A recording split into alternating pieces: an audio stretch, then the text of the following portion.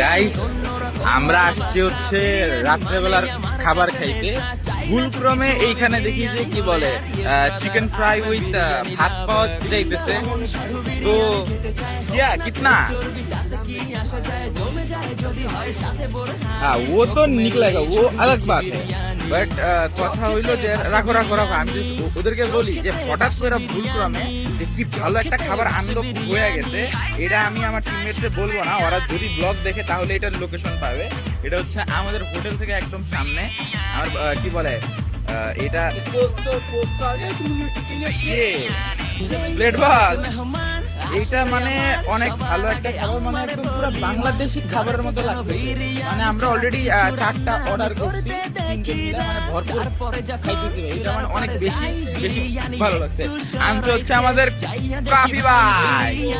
চলো একটা